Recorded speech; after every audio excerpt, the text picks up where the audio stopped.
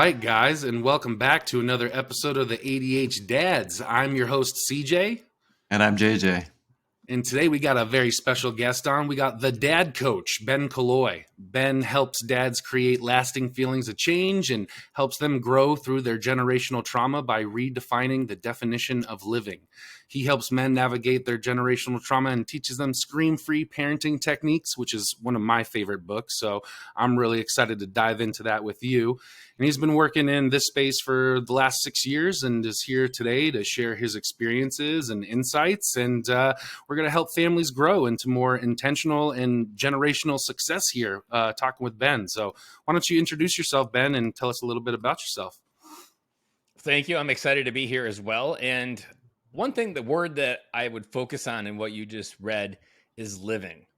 If there was one word that would describe a thesis of my life, it was a misunderstanding of what actually being alive was. And what is the difference between being alive and actually living? Prior to turning 30, I was alive. I did a lot of great things and cool things. I joined the Marine Corps. I traveled to Okinawa. I did and saw a bunch of things over there. Never saw any war from Afghanistan or Iraq. Grew up on a farm. None of that really taught me how to live and gave me permission to live. It was all based on this idea that there was a certain set of rules that I had to live by, and essentially all cascading to when I turned 30. I was a dad of a 2-year-old and asking hard questions like, is what I'm doing here mattering? Or at the end of my life, is anyone going to show up at my funeral and care that I was here? And the hard question was at that point was, I was like, I don't think anyone's going to give a damn that you were here, Ben. Like nothing you're doing is any meaning.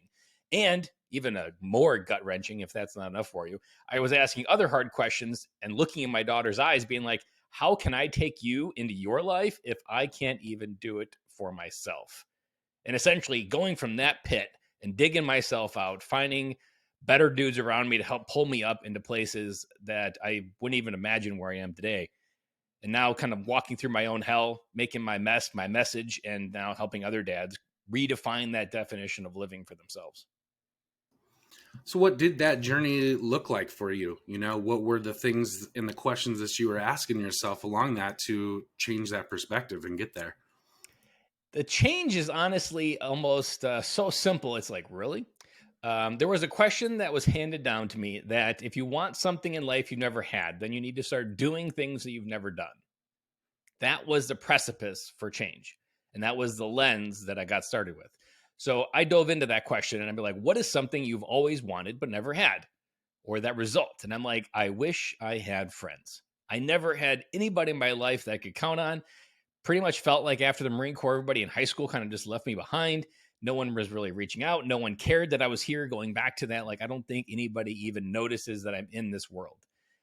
And when I realized it was friends, then I started realizing, what am I not doing to have friends? Because other people have friends. It's not like they don't exist. It's just they don't exist in my world. So what am I missing? And then I realized this weird anecdotal part of it, that I don't have friends because I don't talk to people. That when I dove into that, I also then realized that I don't talk to people because every person in my mind was the high school girl that said no. And that rejection really sucked. And so I had to pull it back and realize, like, that's not a good reason not to talk to people at 30. So I was like, okay, I have this formula. I know what I don't have. I potentially know why I don't have it. Am I willing to do something different? And luckily there was a place in our subdivision. There was a park surrounded by where we were living. There was always dads there. But there was a story in my life that was going on that when I was at the park with other dads, I would always be like, I think I want to say hello. I think they might want to say hello. But I would tell myself, you know what? They probably had a long day like I did. And you know what? They just want to be off and just watch their kids play. And eventually, using this formula, I was like, you know what? Screw it. I'm going to say hello. And then it turns out we were both just playing chicken. And so then once I figured that out, that we were both playing chicken and that other people actually want to say hello back, the world's just waiting for someone to say hello first. I learned to start doing that over and over on airplanes, grocery stores. And I learned, like, there's a lot of cool conversations that you can't unhear on the other side of hello. And once I started doing that and joining different mastermind communities like the Dad Edge where we met, I learned that there was different parts of me that I had never even understood were part of me. One of the early things that was reflected back by saying hello, by having friends, is people started saying, Ben, the way you put words together is not like other people. And I'm like, huh, that's really interesting. I've never had that feedback before. I'm not really sure what to do with it. But compound that over time, started blogging, started podcasting, now professional speaker. Learning how to put my words together is an art, but that art can move mountains for people. And understanding that really came from on the other side of hello, but it was a step-by-step of really understanding, like, who did God intend me to be when he created me, realizing that the reflection of people around me could help me see who I am, and then have the courage to step into it, and continuing to repeating that process is essentially how it went from 30 to 38 and still here, but still growing and redefining of what that definition of living actually is.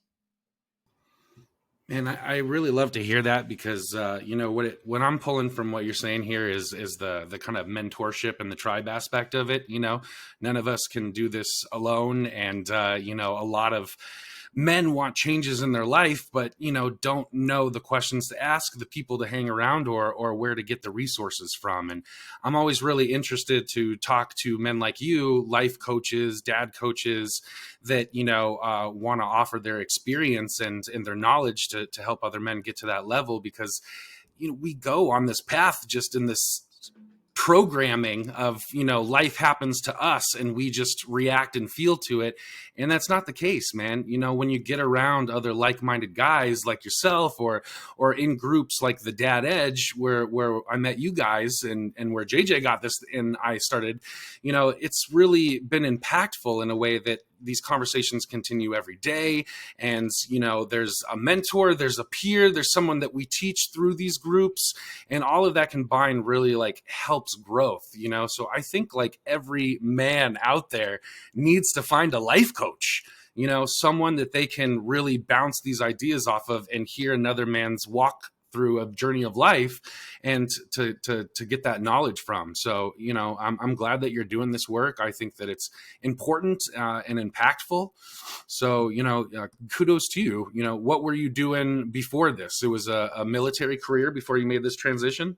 Military career up to 2007. I adopted the standard military code, which was get a job, go to school, and everything works out, and unicorns show up, and the American dream, and there's a big parade, and everything happens for you and perfectly in the way that the American dream is sold.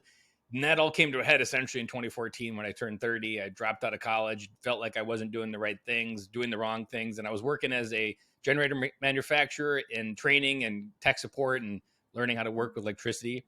And essentially all just kind of realizing like none of this is really moving the needle in my life, or even lighting me up in a way that, like, I was learning a lot of good skills that I still use today even, but it was not in a place that I felt connected to why I was here, that I was meaningful, or that I was creating relationships. And a lot of that was still going back to hello, because there was opportunity there. It wasn't like it was a wrong opportunity. It just, I didn't have the right mindset and I wasn't in a place to grow. But essentially learning to leave all that behind, and summing up even all what most men, including myself, and it's even part of my keynotes that I give now, is the problem going back to even that definition of living and alive. Most men are only taught how to make a living. Yeah. We're actually never taught how to live. And in many cases, we're never given permission to live. Yeah. We are solely passed on with this identity that is, your purpose is to bring home the bacon. And once that is done, your job is done. And that just removes this whole other ecosystem in your soul, your being, your way of life that your family needs, but no one ever told you how to turn on. And in many cases, for kids that grew up with dumpster fire parents, those circuit boards either got fried or they were powered down early in life, and you don't know how to turn them on, or you don't even have consciousness to realize that the reason why you don't hug your kids is because when you went for a hug from your dad, you were yelled at. Or when you were crying, if that was met with anger or frustration, you learned that that part of the operating system should just not be powered on. And a lot of dads I've worked with a few of these where they're almost numb to their kids. They don't know how to hug. They've never hugged their kids, maybe. They don't know why they always lead to anger. It's often just those patterns of what we learned repeated. And that's where trying to break that cycle of whatever generational loop you're on can be broken, but you have to first realize you're on a loop, realize that there is a better way, and you have to want to do that better way. So what are some of the things that men come to you with? What are the questions that they're asking kind of right off the gate? Or what are some of the problems that you see a lot of men facing when they first come to you? There's kind of two sides to it. There's one where they find the drug of work and they don't know how to get off of it. It might as well be Adderall, and it helps them function better and they do well with it and they perform well. And they're trying to find this other side that is their family. There is connection. There is this feeling of like, how do I not work so much? The other side to that is a dad that feels overwhelmed in his household. That one where he walks to the door and he would rather be at work because every feeling in his body is going off and it feels overwhelming. He feels sad, he feels frustrated, but he also feels numb.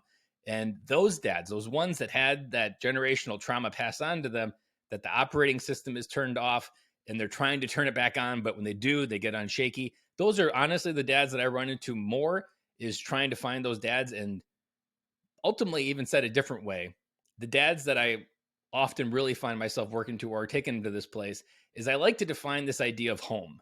When I was doing a military veteran dad podcast, my mission started off with, and I had no idea what I was getting myself into when I started it, but to bring every dad home. That military dads came home physically from war, but we didn't come home emotionally. That we're in the house, in the building, but we're not actually in there. And that idea is often what I was working through in the podcast. And then I realized like all dads struggle to come home. And so then as I went into this and unpacked this idea of home, I realized home isn't a mortgage, which is what most dads consider a home to be. Home is a place that you have on the inside that you can go visit that feels like a home. It feels loving. And it can't come from the outside. It has to be this building on the inside that you can go calm yourself down, that you can feel loved on your own and feel good. Even said something within my own journey that I've learned, that you relearn that this home feeling is a place where you can go and redefine the real you matters. And it's good. I say that to myself a lot. The real you matters, Ben, and is good. That was a narrative I didn't have rebuilt. It wasn't like torn down, but I didn't have anyone in my life to really help me understand that the real you, Ben, the person you are on the inside, the person who God intended you to be, that's good, and it matters for you to be that person. Oftentimes you learn that the real you, or what your parents might teach you, that the real you isn't good. If you tried crying or you tried expressing yourself or your dad didn't show up or different things, all of those can create those stories and trying to unpack those. But ultimately, the dads that feel like they're in the building of home but don't necessarily feel mentally there, those are the dads that I usually find myself working with the most. So when you have somebody who, growing up had that fear of rejection kind of hammered into them through that lack of a hug or that empathy from a parent, and then you find yourself in this state of wanting to find friendships and create connections, and you are searching for your calling, all these confidence building exercises, what does that look like to actually make that switch? How do you create in somebody the confidence to make those decisions to create a connection or to try and start a connection, even though the fear of rejection is probably going to be also along with him as he goes into those steps? As Dave Ramsey says, you really got to be sick and tired of being sick and tired in order to want to make that change. And in the context of these types of stories, there's a phrase that I often say, that you can't just ignore it. You have to do these three things. You have to learn to love the good of your life, all of it, the bad of it, all of it, and the ugly, all of it. That there is no way to get around the ugliness of your life. There's no way to shove it down. There's no way to just put it in a closet and avoid it. You have to learn to love all three. And all three of those are a story. So even an example that I often run into is that there's a story or a moment. Sometimes it could be when a dad's dad actually killed himself and took his life, and say like at 13. There's a moment where life changed. There's a story that happened after that when my dad took his own life. There's questions like, why didn't my dad love me enough to stay? All of these are part of a narrative and a story, limiting your life and what you could do. So the way that I go about rewiring this, or essentially retelling this story, is we need to actually find the good in the ugly. Finding the good in the ugly. Because when you find the good in the ugly, you learn that there's things of you today that you can't imagine living without. But then you realize of why you learned it, and you're like, wow, that really sucked, but I can't imagine living without that skill set. And there's almost this process, or as an exercise, depending on the situation or story, you actually write a letter So if you say at 13, your dad killed himself, writing a letter from you to your 13-year-old self, why it's going to be okay. And when you send that letter back in time mentally, you're ultimately sending it back. You're sending love back to that 13-year-old boy that's worried and scared, that doesn't know what his life's going to be. But ultimately, in this weird universe, it ends up being this one. By sending that love back to that 13-year-old boy, it's like the love then time travels to the present to where you are. And by loving on that 13-year-old boy, giving him permission to cry, giving him permission to be it's okay, that loop then begins to heal because it has power in it instead of something that's dead weight. And ultimately, there's an expression that I kind of go through is that a lot of dads think, and this was my case, that I thought these things were holding me back. All of these stories, friends, girlfriends, you name it, was all these things holding me back. But when I did this exercise, I essentially came to this, and it was the most profound thing I've still ever written to myself. Early in life, people pulled me down so that later in life, I could pull people up. That phrase helped me convert my pain to power. And there's another way to phrase this is that it takes a lot of shit to make good soil. And that fertilizer is what you put on a garden to make it grow better. If you want brighter flowers, you put that fertilizer on the garden. Helping a man understand, identify the fertilizer, those things in life, they're on the surface but need to be worked into the soil. Because if you work it into the soil, your soil is richer. The things that grow from the soil become bigger, brighter, more vibrant. Even a tree from that could provide shade to your kids when they're in need later down the road. But if you don't work that into the soil, it just stinks. But if you work into the soil, the stink goes away. But you have to learn to love the good and the bad and the ugly of it.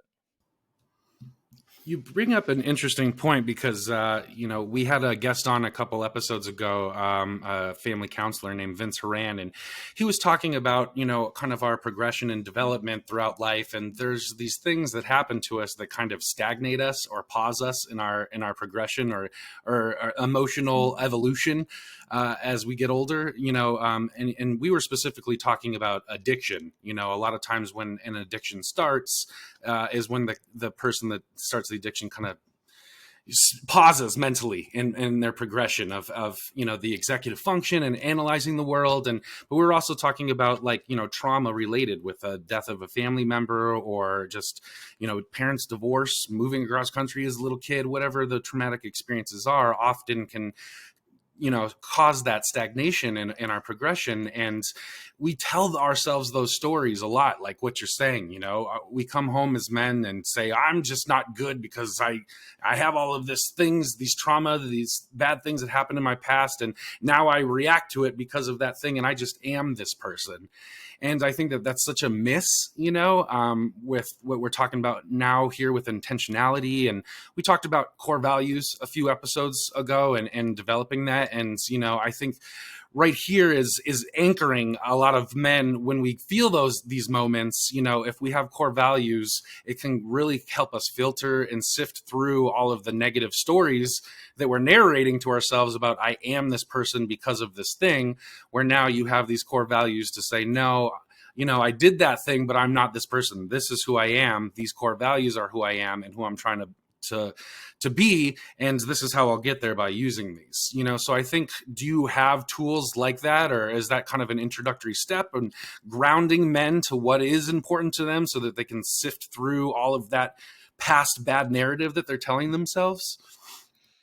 One word that, and it comes from the Scream-Free Parenting lessons and the training that I went through with Hal, is looking at the things through a responsibility filter. So the hard part of traumas is all stories, all feelings are valid. You can tell any story about anything, and telling it momentarily will make you feel better. But it often doesn't actually keep making you feel better. It eventually loses its steam. And you have to be able to move past this idea that I need to express these traumas and move into this point of living. When you look at things through the responsibility filter, it gives me a lens that's a little bit more universal, that's less story tied, because every man can feel like his story is unique. And even someone listening to this podcast, you might be thinking that you've heard an episode and you're like, you know what, that's really good, but my story has X, which in my history is just a cop out for you to explain why you can't dive into your own feelings. That when I often challenge men to tell me stories, I often tell you, you can't tell me about the people involved. All you can really tell me is what happened, and not even what happened, but how did it make you feel when what happened? Because when you look at through the responsibility lens, your primary responsibility is your response. Your primary responsibility in life is your response. When stimuli come in, what is your response? And your response is often dictated by these predetermined traumas, earlier things. Your brain works a lot like Google. It doesn't come up with new responses. It just Googles, have I been here before? And copies and pastes it in there. And you got about 3 seconds to interrupt that. But understanding your response helps you understand that I can come up with new responses. And even if X happened in the past, it's my next response that matters. And it allows you to almost delete a little bit of that previous response and get crystal clear. What is my next response? Even going a little bit further, that can often mess with us as dads. And even within ADHD kids, you can think that you're responsible for them. And in parenting, that's the number one lie that Hal will tell you, is that parents are told that we are responsible for our kids. But the irony is, if we're responsible for our kids and everything that they do is our fault, but they're free-willed human beings that know exactly how to do different things on their own, but they know how to push our buttons, and we feel responsible for what they did. And the idea is switching it there is that our responsibility is not for our kids. Our responsibility is to them to model the healthiest form of a human being we can. In order to do that, you have to have healthy responses. So understanding that just basic idea of response is how I work every day to get better. That how every time the kids do something different, it doesn't matter whether it was a shit show this morning. It matters what my response was to it. Was I calm? Was I the lowest heartbeat in the room, allowing a sense of calm and peace to come from me that could maybe stabilize the room? Or did I throw gasoline on the fire or the spark and then the whole house burned down with emotions and feelings? Because often when you find that if you can control your responses and find better ways for the next response, even one that everybody can relate to, getting the kids in the bus. This is almost the pressure cooker of parenting. Every single day it rinses and repeats 5 times a week, but also 5 times a week you got a chance to come up with better responses. So every in my time house, it's about the socks, not the bus. It's the socks. Socks, and just making sure they have socks. I fully emulate, like, you know what, 15-minute check, like before the bus comes, like make sure you got your socks. Make sure you got your socks. Every day there's another chance for a new response. And there's been days where it's melted down. And I remember one where I actually had to walk my daughter up the bus crying. And had I lost my cool, she wouldn't have been able, she would have walked up that bus maybe frustrated at me because I yelled, that I made it worse. And then I would have shoulded myself the rest of the day of like, man, I should have did this. I should have did that. I'm a bad father. This is why I'm not a good human being. But I didn't. I was calm, cool, and collective. I walked her through that feeling and I messaged the teacher and she was perfect by the time she got there. But had I done it the opposite, she could have been sad the entire time and disconnected. So realizing that no matter what happens in the past, no matter what happens in the future, the only thing you can control right now in the next few seconds that comes to you is your response. When you get done with this podcast, life's going to keep giving you more moments. I often break it down into that every day life gives us millions of moments. Our primary responsibility is make as many of those moments a little bit better than we found them. Because if we hold on to anything from those moments, we're going to miss the next moment. And if I hold on to something from the morning, I'm not going to be able to receive my kids in a healthy way when they get off the bus, and I'm not going to be ready for those moments. And it's those little moments is how I really try to end dads, that like, it's not about solving all of your trauma and all your life crises. It's about how can you get really good at being ready for the next moment? Because that's the only moment that matters. Yeah, I really like that. I mean, it's right there in the word for us, right? Responsibility, the ability to have a good response. It's never escaped me. Like, we look at it as like a 4-letter word of like something that is going to come at us that we have to fix, right? And that's not the case. I think you're absolutely right. And that book, Scream Free Parenting, that's one of my favorite messages in there. And, if you're going to take one message from it, I think it's that, is that we're not responsible for our kids, we're responsible to them. and we just miss that so much as parents. We want to fix, we want to, insert our opinion, we want to do it for them, that we think that that's our job. And I think our job is, like you said, to be the lowest heartbeat in the room, to be the lowest temperature of the thermostat, let it play out, and then respond in a way that helps, them autonomize it and work through it, rather than us just trying to get through all of the trauma and negative feelings for them, to get the end of that, because we know we can do it quicker, it's faster, it's easier sometimes. And, if we can just step back from parents and be responsible too, I mean, it's a game changer. The icing on that cake is when you realize that when you take responsibility for them, you take responsibility from them. And if you take responsibility from them, they won't grow up. And the consequences in life are the best teachers. Why not bank on them to do the teaching instead of you doing the teaching? Because in your life, the consequences of you not doing something have probably been the best teachers. And let the same thing happen for your kids, because we're raising adults, not kids. And so we always want to let those consequences do the teaching, because that allows them to grow up and mature. And the more mature they are, the better responses they have. And it's all tied together. But this gives you a framework to kind of move past some of that trauma, but also dive into the good, the bad, and the ugly of it. Because when life happens, you're going to go into one of those 3 buckets and pull something from it. And do you still want to pull from that bucket? You have a choice. What kind of new response do you want to implant that changes the story? So when someone comes to you, Ben, as I've heard this said, I don't think I've ever said it exactly in these words about my own parenting, but I've heard it said in my parents. I've heard it said from peers when their child is having struggles at school, and the parent just kind of throws their hands up in the air and says, I feel like I'm failing as a parent. When they come to you and say that, how do you get to a reframe? This one's interesting because I struggle with the exact same thing. My oldest daughter had a really hard 3rd and 4th grade year, and it felt like Groundhog's Day, to be honest. Thank goodness that 5th grade was completely different. I would say it's almost unbelievably how far different it is in 5th grade. But there were times where every day they would come home with something. And she would get off the bus, something happened on the bus. Got to the point where I had to go pick her up from school because the bus was so bad and it wasn't getting any better. There was this thinking that happened with just thinking about what goes on with kids at school, is that life and kids at school can be really difficult and hard. That there are a lot of things at school that are teaching kids that life's hard, that life can be tricky, that people can be tricky, that there are good and bad people in life. It also made me realize, like, why do I spend so much energy making my home be so rigid in a certain way, or that the rules are so important to follow, when school already kind of beats them to death on that? And to kind of flip it, that, you know what, if they do go in the world like school and they're having a hard time, this place, home, that you radiate from the inside out because you came home yourself emotionally, becomes this calming place that your kids come home to and they feel safe. And that, to me, that goal gives me something I can work to, because I can't control my kids or what they do or don't do when they're at school. All I can control is what they come into at home. Do they feel safe telling me about different things? There is an axiom that really kind of boils down to, and as kids go into teenage years, as I'm getting ready to, so I'll be fully tested on this.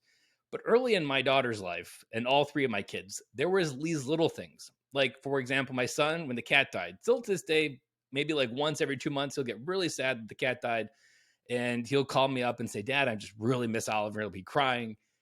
And it may be nonsensical. It might be 8:30 at night, and I might be ready to just zone out and do Netflix. But every time those moments happen, I'm upstairs, I'm hearing him out. Even there was a movie they watched a couple months ago that a dog died. And he called me up and he was crying. He's like, Dad, we watched a movie today and a dog died. And I was just really sad and I can't go to bed. All he did was express that sadness. And I was like, how do you feel now? He's like, I feel better. And he's like, I think I can go to bed now. It wasn't that they needed me to solve it. They just needed to be seen, heard, and understood with whatever the real feeling was going on. Because here's the crux of it. That moment to an adult doesn't matter. It's irrelevant. But that moment is no different than if you lost your job a day to work to your kids. And so the axiom goes, be there for the little things when they're younger, because they're listening and paying attention to whether you're going to be there for the big things later. And ultimately, you're training yourself for the party that either your daughter doesn't feel safe or your son doesn't feel safe, and you want them to call you to come pick them up. Your response is what they will remember. Going back to your primary responsibilities, your responses. If you respond with a dumpster fire of anger and yelling every time your kids have a troubled moment, they're going to remember dad's response when life happens, because life doesn't stop happening at any point in their life. Do you want to be there when life happens or not? Your response is what's going to dictate that. And early in life, you're building a psychological trust that you were there when it might not have mattered, but you were there. They're going to remember that when they're older. So circling back to your question, when kids have things hard at school, there's nothing you can do because you're not responsible for them getting through it. The only thing you can do is model healthy responses, be there and listen, not add to it, and just help the feeling be seen. Something I often repeat to my kids, especially when there's like a mix of things going on, all feelings are valid. And as a parent, I feel like one of my responses is to help model that all feelings are valid. Share my own stories of different feelings is often a place where I often go to. But realizing and letting them know that all feelings are valid, whether you're sad, angry, or mad at me. Maybe I'm the person that is the person that you're mad at this day, the villain. There's times where I feel like that's part of my role. I have to be the villain because they're angry. And if it's okay for them to be that and express that to me, that doesn't change that they don't love me. It just means they're angry in that moment. So often it goes back to when your kids are having trouble at school and I feel like a bad parent, you have to disconnect because you're not responsible for them. Life will do the teaching. It's really good at that. We all know that personally from different things in our life. And your primary responsibility is to be there with them and to be calm and present. There is a definition that I used actually when I actually went all the way in and had Hal coach me as well. He helped me re-understand what my definition of a friend was. And I've said it so many times I've got it memorized. A good friend is not there that I'm there for you, that I am there with you. And that I can be among the very few people that can be with you, even when you're not okay and have no desire to change you. That I know by me being calm and present, I become a calming presence. And that solidified my most powerful position as a parent, to be calm and present and to be a calming presence so that my kids know that I'm there with them. I'm not there for them, because it was mixed with this definition of a friend that doesn't a friend just jump in and save you or jump in and tell you the truth? No. A friend doesn't try to fix your friends. Your friend tries to be there with you, that walks through hell with you side by side. In some cases, not saying a word, but being that calm, present person that allows them to be calming presence for you. I have an interesting question then. How do men change this pattern then with dealing with their kids? I feel it could be difficult for a guy to go try to create this psychological safety with their kids if they have past behaviors of not, or maybe interrupting or trying to fix it. And that could lead to an environment where the kid doesn't want to open up these feelings and talk about these things in a way that we can start, showing up repetitively and creating that. So if you have a guy that has kind of a history of not showing up in this way, what are some things that you can teach him to kind of start creating that with his kids and create a pattern there? Oftentimes for dads that had this almost, let's call it fuse, and let's use electricity, there is almost this gold-like metal that's fusing the circuit closed, that there is no air gap between the response and what they say. That because you can only control yourself, you still can't control your kids, even when you're trying to get better. They're still going to react in many cases the same way. You can't control their responses. You can only control yours. So the primary place that I would start working with the dad is the air gap between life happens and your response. This is where meditation comes in. This is where mindfulness comes in. This is where disconnecting from your thoughts comes in. But there's an exercise that I learned from the author Michael Singer. And I'm going to pick JJ as the person to ask these questions to. JJ, are you in there? Yes. How do you know you're in there? My thoughts never stop. What's it like in there? Loud and happy and sometimes confused. So realizing what you just said there, you're in there, which means that you are a conscious thought in there. I asked you, how do you know you're in there? And you're like, I can hear it. I can see my thoughts. And then you also said that it's happy, a little bit confusing, but you were able to say what's it like in there. For that dad that doesn't have the air gap, when you ask them those questions, one, most of them don't realize that I don't know if I'm in here or not. They just think as their mind, body, and soul is all this one physical being, but it's not. Your mind is your mind, your heart is your heart, and your consciousness is your consciousness. And when you realize what's it like in there, it often feels like you're living in a cramped closet. And if you don't realize that you're in a cramped closet, you don't realize that everything you try to control in the outside world is a result to try to make it okay in there. That oftentimes if you ask what's it like in there and they say it's not okay, I'm not okay, or I'm overwhelmed, their attempts to try to control the outside world is trying to make it okay. But you can't play God. You can't play God with the universe. And you actually have no ability to control the outside physical world. All you can control is you. This is why that air gap is so important. Because oftentimes when there isn't that air gap, I often use a movie theater analogy that it's like we're supposed to go into a movie theater, watch on the screen our life unfold, walk out every night and be okay with it and not hold on to those moments that came into it. But it's often like we're an actor on the screen, that we're in the movie. We are that in the scary movie where the person runs upstairs when there's someone chasing with a knife. Everybody in the movie theater knows, don't do it, you're going to die. But the person in the instincts living in that moment doesn't know that. That just feels natural. There is no thought process in there. The thoughts are out the window, but you want that air gap. You want to get to a point where you can watch your life unfold in a movie theater on the screen and not feel attachment to it. Now, that's easier said than done, but that's essentially the goal that anything in Eastern philosophy will tell you to get through. To get to the enlightened point is where you have that air gap between your responses, that you are not your thoughts, you are not your feelings, you are still in there despite the thoughts that you have. And often the thoughts that you have aren't even reality. They're just your mind that's based on 10,000-year-old programming trying to survive. And in many ways, especially for the parents that had, or the kids that, the adult parents that had issues with their parents growing up, it's like they're trying to leave the cave for the first time. Well, your mind's going to project lions and tigers and bears out there. But the reality is they're not there. So you then have to find courage to leave the cave, go see what's out in the world, and leave this place that's felt safe. Because as a kid, if you think of a 13-year-old kid, those kids are wired to feel safe. And your brain will do anything to survive, even if it's turning off everything, because they want to survive. So your brain's wired for that. And to leave the cave means you're going to power things up. Some things may fry. You might have to get a new upgrade on a Windows operating system. You might be running on 3.1. But like Windows 11 is better than 3.1 by thousands of fold. But you have to be willing to leave the cave and leave the world of XP behind, even back in the day when people were trying to go into 7 and trying to hold on to XP. XP was okay, but Windows 7, Windows 10, they were all much better than XP.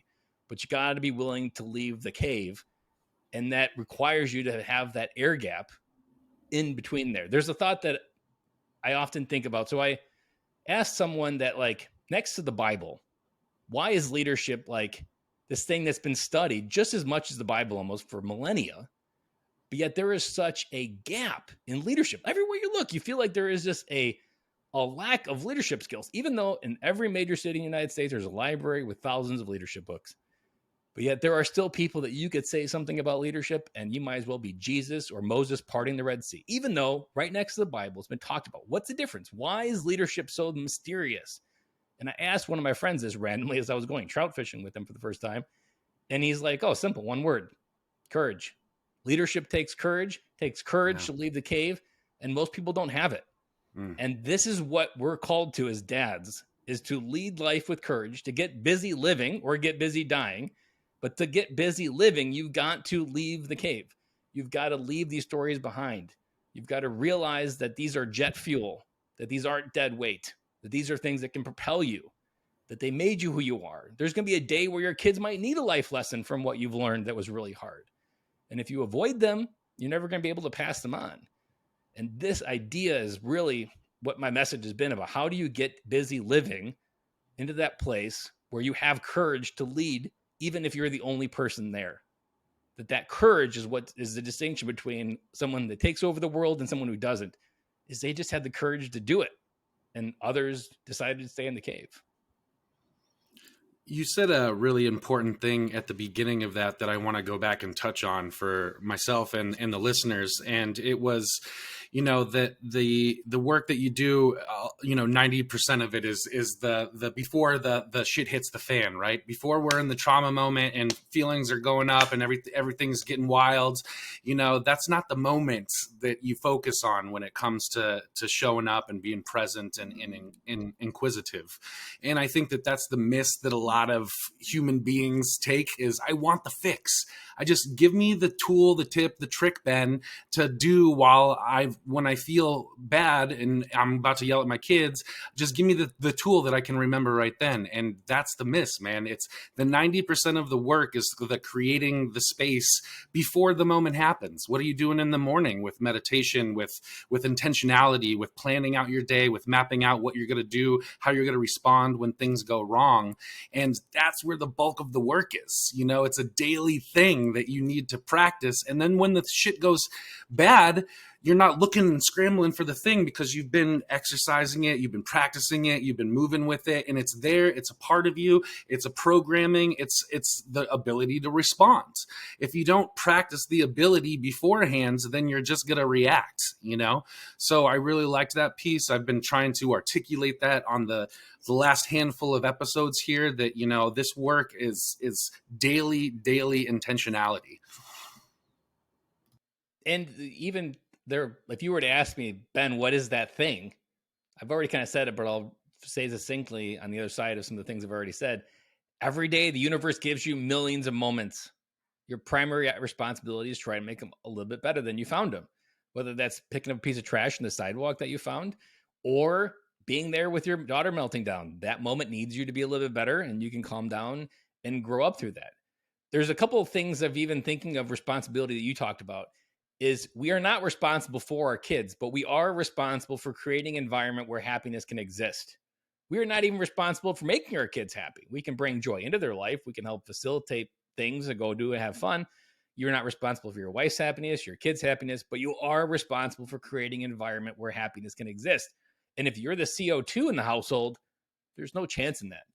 If you have a son, you are the oxygen to his furnace that will fuel his future. And how much does he know about himself to go into it? You are the O2 to your daughter's heart that will understand the kind of woman that she can grow out into the world and the kind of man that she's going to attract back by becoming this full, vibrant person. And in many cases, you are the O2, not the CO2. But if you're the CO2, you are literally starving life and happiness from the people around you. There's another question I often like to ask when people are like diving into why is this work important? Is who did your family become because you learned how to invite more into your life? Who did your wife become because you created a more abundant life? We often don't see it, but we are the lid to our family. If we learn to raise the lid, then our family can grow with us. One of the worst questions, I hope I never get asked it, but I saw it on Instagram reel, is we often tell our kids they can be anything they want in their life. But the reel repeats back that they could ask you one day, Dad, if I can have everything I want in life, why didn't you? That question, man, that could be tied to every area of your life. And that's why it's so important to keep raising the bar. Like this work doesn't ever stop, but you don't ever arrive. If anything, the mind gets really good at throwing different stories at you to try to reframe the same BS in new ways and make you buy it. And you're like, oh man, I just got rid of that last week and I just got new lipstick. All of this continues, but your ability to be at peace with it is almost that piece that you want to come back to. And even in that same Michael Singer book, there's a part where he asks you, have you ever had a bad day because Saturn has rings? And everybody's like, no, why would I care that Saturn has rings? All right, well, if you don't care that Saturn has rings, it's the same set of physics that gave Saturn rings as the moments in front of you. So you can't argue about one and not the other because it is literally just a set of physics unfolding in front of you. And this is where you deepen into this idea of surrendering to the universe and just get really good at controlling your response to the universe, because at the end of the day, that's the only thing you can control. JJ's got some. Oh, you're muted, JJ. I don't hear you. You good, or you have to pause? Because I was gonna go on a tangent, brother. I got a whole story for you. All right. Well, JJ figures out a sound. I'll tell you the parable of the radish farmer. I love the story. I've heard it a few times, but it kind of goes congruent with what we're talking about now. And anyways, there's this dad and son. They own this radish farm, right? And they're producing radishes, and they sell it to this factory. And this factory takes 70% of their profit. So they're only making 30% as radish farmers. And the son goes to the dad and says, Dad, we're only making 30%. I feel like we could be doing better. This feels bad. What is this? And the dad says, I don't know what it is. It's not good. It's not bad. It just is. Well, the next day, one of their horses that they use for the radish farming, he breaks out of the pen, right? And all the horses go free. The kid comes to the son or to the father and says, Dad, this is bad. All of our horses are gone. We can't farm radishes anymore. And the dad says, I don't know if this is good or bad. It just is. The next day, that horse comes back and he's got 25 wild stallions behind him. And the son is just out there, happened to be doing some work on the land, and he closes the pen, and now they got 25 wild stallions. He goes to his dad and he says, Dad, this is great. We're out of the radish farming business. We're horse breeders now. We're going to make a killing. This is great. And the dad says, I don't know if this is good or bad, son. It just is, Well, the next day, the kid is out there. He's trying to train these wild stallions. He doesn't have any experience breaking in horses. He falls off one of these wild stallions and breaks his back. So the next day, the townspeople come to the farm and they say, oh my God, we heard about your son. He fell off the horse and broke his back. That's horrible. And the farmer says, I don't really know what it is. It's not good. It's not bad. So the next day he sees all these, shimmering swords over on the horizon. 5,000 samurais are going to war, and they stop by this farm and they say, you need to send us all your able-bodied men. Your son's coming with us. He's got to go fight this war. And the dad says, I can't, he just got hurt. He can't go fight. The next day, all 5,000 of those samurais die. And the point of that story was we tell ourselves these stories, these things happen to us, and we put so much clout and meaning and definition of our lives and who we are to it. And, sometimes life just is the story, man. And you should just be sitting there as the audience member in your head, watching it and be able to detach yourself from the emotional thing, because sometimes the negative thing that is traumatizing and fucked up your life could also be the gateway to something better, something more, and growth that we were never able to see. I love that. And I've heard that story. I didn't, when you first said the radish farmer, I didn't remember, but I remember, I don't know if this is good or bad, like that. And even to put a cherry on it, the meaning in what the moment is happening in front of you is the prison that we live in every day. Like the prisons of our life come from the meaning we derive from the moments that happen. And if we hold on to that moment, that's how we stay in prison. But if we just realize it's a moment, it should come in and leave you every moment, because you're going to get ready for a few moments in the future here.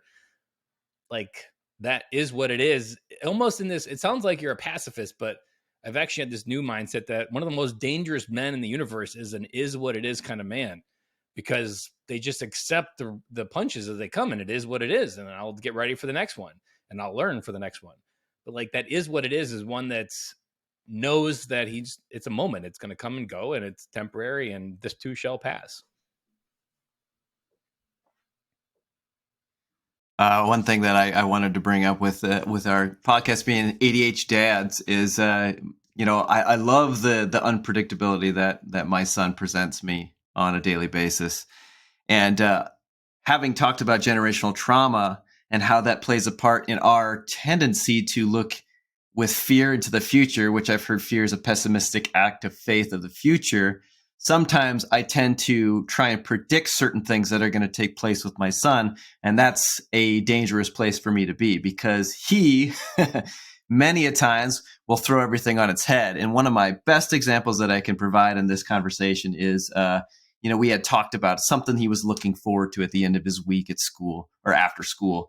And I said, well, let's see how things go for the week, and then we'll have that conversation at the end of the week. I'm going to pick him up after school, and his aftercare teacher tells me, yeah, we had an incident at school. This took place, and everything seems to be fine now. And he told me that he didn't want me to tell you about it. So then on the way home, I said, hey, buddy, your teacher told me about what took place. And he just goes, oh, I told her not to tell you, because he was looking forward to this thing we talked about. But then we had the opportunity to have that conversation. I had little prep time, and knowing all the things that I experienced growing up and the shame that I had dealt with through those experiences, through, my parents kind of having their own feedback, I just opened up the floor to him. I said, well, here's an opportunity for you to just tell me your side of things and what you think about it. And he made some mistakes and he owned up to them. And then he shared that with me. And I was like, oh my God, the week went that much better because you had the opportunity to make a mistake and reflect on that. That is not how I envisioned this would go, and it was all the better for it. So the is what it is sometimes for me with a kid who's going to constantly throw curveballs is the ultimate way to learn to be a better father. And you would have robbed him of the moment to learn, to be able to seek the truth and talk about hard emotions. Because while in this case, it was a simple care with aftercare, it could be something bigger. He's going to remember dad's response. Like, he was very calm and he was listening and we got through it. And I even tell my son this multiple times, that no matter what you have going on, if you bring it to us, we can get through anything together. But if you don't, then we can't. And just solidifying that you can bring anything to me and nothing will make me love you less than I do right now. So just, if you bring it, we can solve it and make it better. And that muscle in itself. And I love that story. That's a great one. Perfection isn't attainable. And along the way, as soon as we attain something that we've defined previously as being perfection, once we attain it, we realize the work is still continuing. Even half billionaires will still say they still need about 20% before they can feel comfortable. Like, it never stops. All the way from like 100,000 to $500 million. They will say, you know what, if I had 20% more, I would be okay. Like, it never actually arrives, which is the prison, again, of our processes.